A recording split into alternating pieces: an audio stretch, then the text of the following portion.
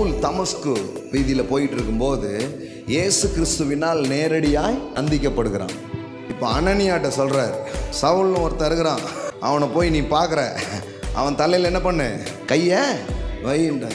சாமி, அவன் ஊரில் எல்லாரு மேலேயும் கை வைப்பான், அவன் கை வைக்காத ஆளே கிடையாது. அவன் மேலே போய் நீங்கள் கை வைன்றீங்களே, இல்லைப்பா இப்போ அவன் ஜோம் பண்ணிகிட்டு இருக்கான், நீ அவனிடத்துல வரவும் கையை வைக்கவும் அவன் ஒரு தரிசனத்தை என்ன பண்ணிருக்கான், பார்த்துட்டு இருக்கிறான். நான் எனக்கு என்ன கேள்வினா, இயேசுவே வந்துட்டார், இயேசுவே வந்து பவுலை சந்திச்சிட்டார், அனனியா என்னத்துக்கு? ஏன்னா கடவுள் வந்து இந்த தெய்வீக ஒழுங்கை மீறவே மாட்டார். அவரை தான் இந்த ஒழுங்கை வச்சிருக்கிறார். என்னன்னா, நான் பவுலை சந்திச்சிருக்கலாம், பவுலோடு பேசியிருக்கலாம். பரலோக சந்திப்பு என்ன நடந்தாலும் பூமியில் ஒரு தலைவன் உங்க மேல கையை வைக்கும்போது தான் வாழ்க்கை மாறும்.